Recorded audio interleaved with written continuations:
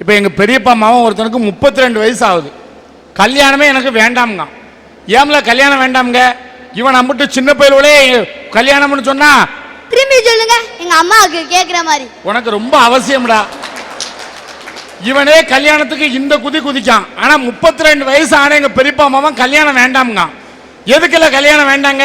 இல்லை 32 வயசு ஆகுது, காலகாலத்தில் கல்யாணம் முடிக்க வேண்டியதானு கேட்டா என்ன இந்த பொம்பளைய நகை நட்டு பட்டு துட்டுன்னு பிச்சு புடுங்குறாளுங்க, இவளுகளெல்லாம் திருப்திப்படுத்த முடியாது, எனக்கு கல்யாணம் வேண்டாம்னா. ஏன்னா வாய் பேசுற பொம்பளைய கல்யாணம் முடிச்சனா உன் வாழ்க்கையில இடைஞ்சல் வரும். அவன் அது இதுன்னு ஆசைப்பட்டு கேட்பா, உன்னால வாங்கி கொடுக்க முடியாது. வாய் பேச முடியாத ஒரு பொண்ணை கட்டி வைக்க உன் வாழ்க்கை நல்லா இருக்கும்னு சொன்னேன். சரி, நான் அப்படி பொண்ணு இருந்தா பார்த்து சொல்லுன்னா நானும் அவனுக்கு ஒரு வாய் பேச இயலாத பொண்ணை பார்த்து கல்யாணம் முடிச்சு வச்சோன்னாங்க. அவன் வாழ்க்கை சந்தோஷமா போச்சு. இந்த பையலுக்கு போதாத நேரம் எல்லா அவன் பொண்டாட்டியும் அவ புருஷன்ட்ட கொஞ்சம் குலவுதா. நம்ம பொண்டாட்டி பேசவே மாட்டேக்கால, வாயை உம்முன்னு வச்சுக்கிட்டு இருக்காள, இவளை எப்படியாவது பேச வச்சு பார்க்கணும்னு சென்னையில் ஆஸ்பத்திரியில் கொண்டு அவளை சேர்த்திருக்கான். அங்க ஒரு டாக்டர் அவளை செக் பண்ணி பார்த்துட்டு, தொண்டையில் இந்த பிள்ளைக்கு சதை வளருது, ஆபரேஷன் பண்ணி பேச வச்சிடலாம், ஒரு 10 நாள் பேச்சு பயிற்சி கொடுத்தா போதும் பேசிடுவா, 3 லட்சம் செலவாகும் இருக்காரு. இந்த பையன் 3 லட்சம் என்ன டாக்டர், 30 லட்சம் செலவானாலும் என் பொண்டாட்டியை பேச வைங்கன்னு அவளை ஆஸ்பத்திரியில் சேர்த்துட்டு ஊரில் வந்து பேரமூட்டம் தேடி வச்ச சொத்தையெல்லாம் விற்று 3 லட்சம் ரூபாயை கொண்டு டாக்டர்கிட்ட கொடுத்துருக்கான். டாக்டர் சொல்லியிருக்காரு, உன் பொண்டாட்டிக்கு ஆப்ரேஷன் பண்ணியாச்சு, மேலே போய் பார்ல ஃபர்ஸ்ட் ஃப்ளோரில் 7ஆம் நம்பர் ரூமில் இருக்கா, இப்போ நல்லா பேசுதான்னு இருக்கான். இவனுக்கு ஆசைன்னா ஆசை, அம்பிட்டு ஆசை. 3 லட்சம் ரூபா செலவழிச்சு அவன் வாயை திறந்துட்டோம். இப்போ போன உடனே என் வாயை திறந்த வள்ளலே, என் வாழ்க்கையில ஒளியேற்றி வச்ச விளக்கேன்னு கெட்டி பிடிச்சு முத்தம் கொடுப்பான்னு நினைச்சிட்டு போயிருக்கான். அவ முத வாயை திறந்து பேசுதா, 3 லட்சம் செலவழிச்சு வாயை திறந்த அந்த புருஷனை பார்த்து பேசுதா, நீ ஆஸ்பத்திரியில் சேர்த்துட்டு நீ எங்க வேணா ஒளிஞ்சு போன, உன்னைய கல்யாணம் கட்டிக்கிட்டு எனக்கு என்ன பிரயோஜனம்? நானும் உன் கூட வாய் பேசாம 4-5 வருஷமா குடும்பம் நடத்திருக்கேன், என்ன மாதிரி எனக்கு நகை உண்டா, நட்டு உண்டா, பட்டு உண்டா, துட்டு உண்டான்னு இருக்கான். இந்த போய் வெடிச்சுட்டான். இந்த சனியம் பேசுறதை விட பேசாமலே இருந்திருக்கலாமேனுட்டு நேரா போய் டாக்டர் காலை தொட்டு கும்பிட்டான். டாக்டர் நல்லா இருப்பியே, இன்னொரு 3 லட்சம் ரூபாய் செலவானாலும் பரவாயில்ல, இவன் வாயை நிரந்தரமா அடைச்சிருங்க. இப்ப டாக்டர் கேட்டிருக்காரு, இல்ல நீ நினைச்ச உடனே திறக்கிறதுக்கும் நினைச்ச உடனே அடைக்கிறதுக்கும் இது என்ன வாயா இல்ல வயக்காட்டு வாமடையால? நீ திறக்க சொல்லும் போதெல்லாம் திறக்கிறதுக்கும் அடைக்க சொல்லும் போதெல்லாம் அடைக்கிறதுக்கும் இந்த பிரச்சனையை தீர்க்கிறதுக்கு ஒரே ஒரு வழி தமிழ இருக்கு, உன் காதை வேணா செவிடாக்கு தமிழ இருக்க. அப்படியாவது செய்ய டாக்டர் புண்ணியமா போயிரும். இன்னைக்கு பொம்பளைய படுத்துற பாட்டுல அநேக பேர் கல்யாணத்தை முடிச்சுட்டு செவிட்டு போயெல்லாம் அழைதாமன்னு சொன்னா, கண்ணதாசன் அதான் பாட்டு பாடினாயா, பிறந்தாலும் ஆம்பளையா பிறக்க கூடாது, பிறந்தாலும் பொம்பளைய நினைக்க கூடாது. அப்பா அந்த பாட்டி சொத்து தாத்தா சொத்துங்கிறாங்களே, அப்படின்னா என்னப்பா? பாட்டி உனக்கு ஏதாச்சும் சொத்து பார்த்து எழுதி வச்சாப்பான்னு கேட்டேன். ஆமாடா, என் 5 தங்கச்சிகளுக்கும் நான் நல்லா கிராண்டா கல்யாணம் பண்ணி வச்சேன்டா, அதுல வந்த கல்யாண கடனைத்தாண்டா உங்க பாட்டி எனக்கு எழுதி வச்சுச்சு, வாழ்நாள் பூரா படிச்சு சம்பாரிச்சு கஷ்டப்பட்டு பாதி கடனைத்தாண்டா நான் அடைச்சேன், மீதி கடனை நீதாண்டா அடைக்கணும்னு சொல்லி ஏண்டா கட்டிட்டாரு. எங்க பாட்டி பண்ண வேலை நாங்க வாரிசா பரம்பரையா இந்த கல்யாண கடனை கட்டியே ஓஞ்சிருவோம் போருக்கு. அதனால கண்ணாசன் அழகா சொல்லி இருக்காரு, பிறந்தாலும் ஆம்பளை பிள்ளையா பிறக்கவே கூடாதுன்னு சொல்லி இருக்காருயா. ஐயா அன்னைக்கே நான் நொந்து நூடுல்ஸ் ஆயிட்டேன்யா, ஏண்டா பொம்பளை பிள்ளையா பிறக்காம போயிட்டோம்னு. அன்னைக்கு தாயா நான் நினைச்சேன், பழைய ஐயம்பித்தாய்க்கு பேரிச்சம்பளம் வேகம் இல்லாதவர்களுக்கு காசுரேன் ஒருத்தங்க வீட்டு ஸ்ட்ரைட்டா எங்க வீட்டுக்கு வந்தேன். நீங்க டாக்டர் ஆகுறாளோ இல்லையா, ஈயம்பத்தாய்க்கு பேரிச்சம்பளம் கண்டிப்பா வைப்பீங்கனே. ஏய் நீ என் நண்பன்டா, என்னையே கேவலப்படுத்தலாமா? ஊர்ல 10-15 நண்பன் வச்சுக்கிட்டு நான் சந்தோஷமா இருக்கேன், நான் ஒத்த நண்பன் வச்சுட்டு பாடுற பாடு இருக்கேன். அச்சச்சோ. அம்மா அவனை கூப்பிட்டு உட்கார வச்சு காப்பி சாப்பிட்றியாப்பா அப்படின்னு கேட்டு வீட்டுக்குள்ளே போய் காப்பியை போட்டு எடுத்துட்டு வந்து எனக்கு எங்கள் அப்பாவுக்கு அவனுக்கும் போட்டு கொடுத்தாங்க. காலையிலேருந்து நான் எங்கள் அப்பாவும் காப்பி நாயா கத்துனா கிடைக்கலையே. என்னமோ அன்னைக்கு வந்த நாள் எங்கள் 2 பேருக்கும் காப்பி கிடச்சிச்சு. அவன் காப்பியை குடிச்சிட்டு கேட்டேன், ஏம்மா உங்கள் வீட்டில் எதுவும் பழசு பட்டு கிடக்கா அப்படின்னு கேட்டேன். அதுக்கு எங்கள் அம்மா சொன்னாங்க, பழசு பட்டை ஒன்று கிடக்குன்னு சொல்லிட்டு எங்கள் அப்பா அப்படி பார்த்தாங்க, ஒன்று உபயோகம் இல்லாத ஒன்று கிடக்குன்னு சொல்லிட்டு என்னைய பார்த்தாங்க. இதை பார்த்து புரிச்சுக்கிட்ட அவன், அம்மா 2 பீஸும் 2 வேஸ்ட் நீயே வச்சுக்கமான்னு சொல்லிட்டு அவன் போயிட்டேன். இந்த பழைய பித்தாளைக்கு பேரிச்சம்பளம் வைக்கிற முதற்கொண்டு நம்மளை மதிக்க மாட்டேங்கிறா ஐயா. வீட்டில் தான் இந்த ஆம்பளைய படா படுத்துறாங்கன்னா ஸ்கூலுக்கு போனா எங்க பிடி மாஸ்டர் டே நீ 100 மீட்டரு 200 800 ஓடுறா அப்படின்னாரு. நான் போய் கேட்டேன், சார் எங்களை மட்டும் ஓட சொல்றீங்களே, இந்த பொட்ட பிள்ளைங்களை மட்டும் ஏன் சார் ஓட சொல்ல மாட்டேங்கிறீங்க அப்படின்னு கேட்டேன். அந்த பிள்ளையில ஓட சொன்னோம்னா எவனையாச்சும் இழுத்துக்கிட்டே ஓடியா போயிருங்கடா அப்படின்னாரு. என்னை கூப்பிட்டு சொன்னாரு, நீ ஒலிம்பிக்ல ஓடி தங்க பதக்கம் வாங்கினா தாண்டா எனக்கு பெருமை அப்படின்னாரு. சார் நீங்களே சொல்லுங்க, இந்த உடம்ப வச்சுக்கிட்டு ஒலிம்பிக்ல ஓடி தங்க பதக்கம் வாங்குற உடம்பு மாதிரியா சார் தெரியுது? நல்லா தங்க பஸ்பமா சாப்பிட்டு தின்னு வளர்ந்த உடம்பு சார் இது. பஸ் ஸ்டாண்ட்ல ஆம்பளை நம்மலாம் நாங்களாம் காத்து நின்றுக்குந்தோம். அந்த கொஞ்சம் தூரம் தள்ளி இந்த பொம்பளையெல்லாம் நின்றுக்குந்தாங்க. பஸ் அங்கேருந்து வேகமாக வந்துச்சு. கையை காட்டி நாங்கள் நிப்பாட்டினா நிற்கலை, நேராக கொண்டு இந்த பொம்பளை நிற்கிற இடத்த நிப்பாட்டினாரு. நாங்கள் நாய் மாதிரி இலக்க ஓடி ஒரு வழியாக போய் வழியில தான் நின்றோம். படக்கு வண்டி எடுத்துனாங்க.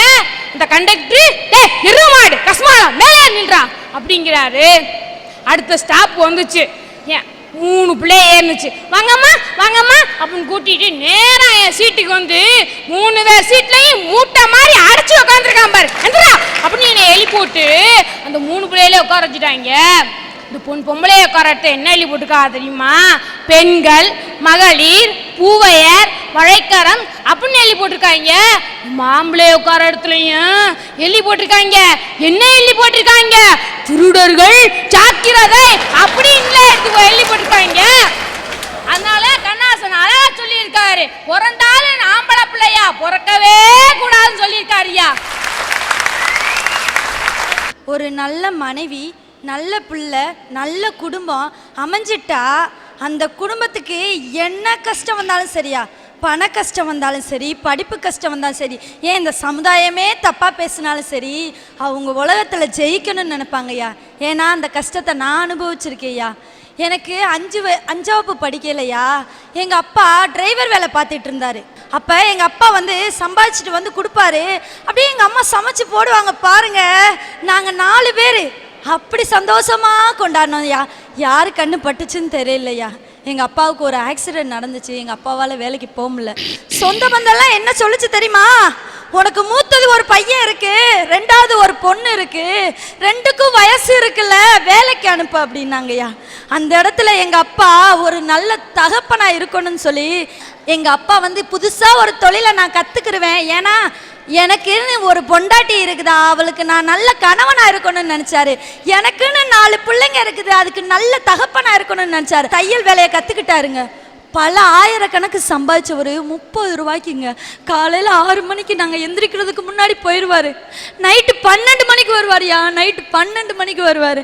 வந்து எங்கள் காலடியில் உட்காந்துட்டு சொல்லுவார், என் புள்ள மூத்த மகன் பெரிய லெக்சரர் ஆயிடுவான், என் 2வது பிள்ளை கலெக்டர் ஆயிடுவான், என் 3வது பிள்ளை டாக்டர் ஆயிரும், என் 4வது பையன் இன்ஜினியர் ஆயிரும்னு சொன்னாரியா.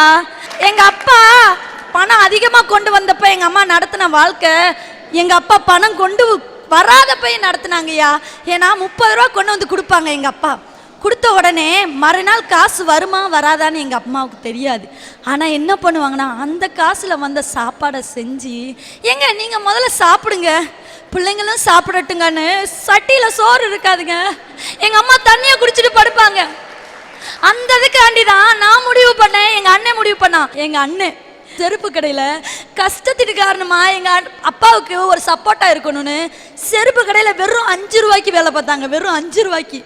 நான் சும்மா இல்லைங்க, எனக்காண்டி எங்கள் அப்பா கஷ்டப்படுறாருல, நானும் கஷ்டப்படணும்னு ஒரு பொண்ணு சாதாரணமாக எத்தனை படிக்கையில் வேலைக்கு போகலாம், 6 படிக்கையில் கல்குவாரிக்கு வேலைக்கு போனேயா. கல்குவாரிக்கு 6 படிக்கையில் அந்த வேலைக்கு போன இடத்துல எனக்கு அந்த வேலை வேணான்னுட்டு தீபிடி ஆஃபீஸ் வேலை போனேன். தீபிடி ஆஃபீஸில் வர காசை வச்சு கொஞ்சம் படித்து அதுக்கப்புறம் வந்து நான் டெய்லி நைட்டு அக்கௌண்ட் ஒர்க் பார்ப்பேன். நான் அதுக்காண்டியே அக்கௌண்ட் குரூப் எடுத்தேன், அக்கௌண்ட்ஸ் குரூப் எடுத்தேன், அக்கௌண்ட் ஒர்க் பார்த்தேன். எங்கள் குரூப்லேயே நான் தான் +2ல் நம்பர் 1 வந்தேயா. சார், ஒரு குடிசையில் இருந்துட்டு கூழ் கஞ்சி குடித்தாலும் மாளிகையில் இருந்த மாதிரி உணர்ந்தோம். ஏன்னா எனக்கு நல்ல தாய் கிடைச்சாங்க, நல்ல தகப்பன் கிடைச்சாங்க, நல்ல உறவுகள் கிடைச்சதுயா, நல்ல உறவுகள் கிடைச்சது.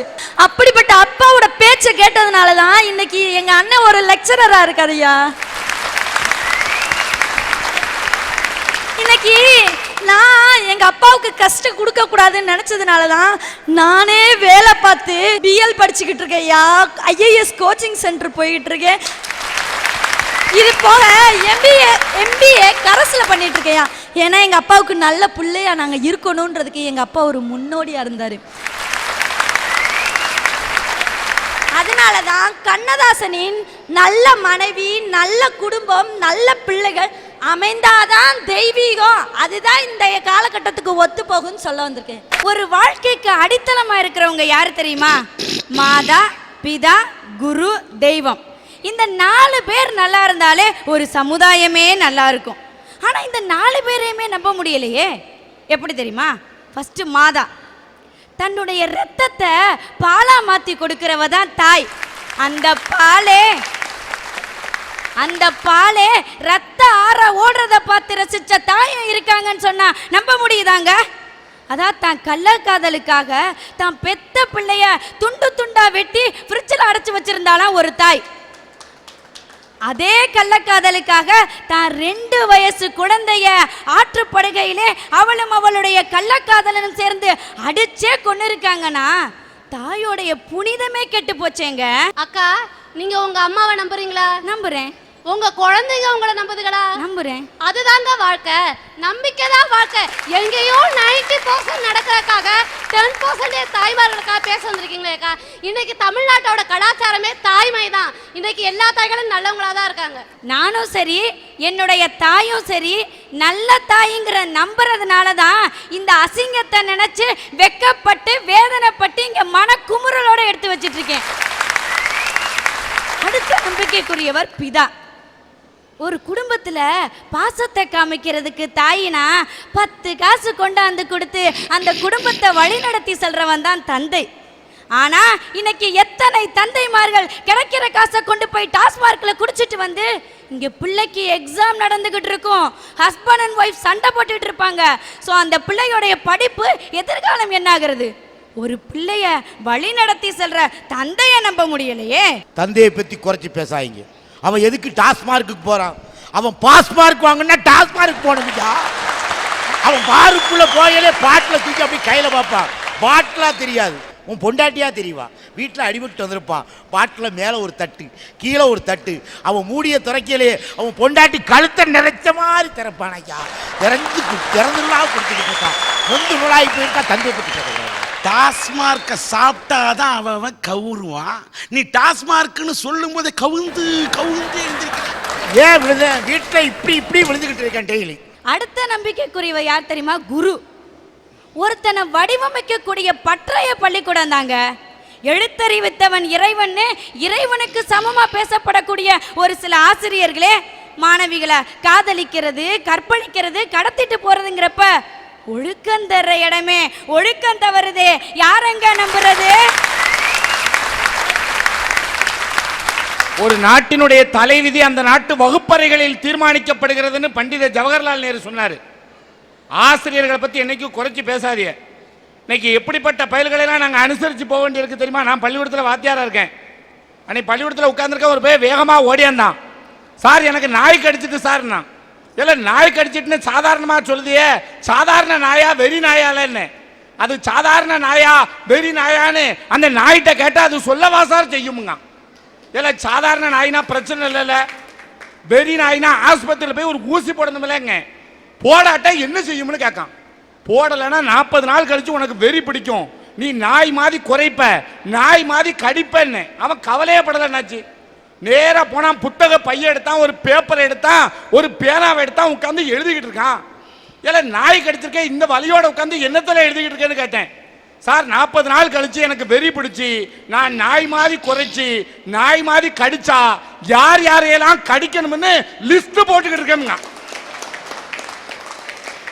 கொண்டாடா பாப்போம்னு வாங்கி பார்க்க முதல் பேரு என் பேரை எழுதி வச்சிருக்கான். அடுத்து கடைசியா ஒரு மனுஷனுக்கு மன நிம்மதியை தரக்கூடிய இடம் எது தெரியுமா? தெய்வம் இருக்கிற இடம். சரி, அங்கேயாவது போய் சொல்லி அழுவோன்னு போனா அங்கேயும் தப்பு நடக்குதே. அன்னைக்கு காஞ்சிபுரம் சொன்னோன்னா நமக்கு பட்டு ஞாபகத்துக்கு வரும், இன்னைக்கு காஞ்சிபுரம் சொன்னோன்னா என்னென்னமோ ஞாபகத்துக்கு வருதே.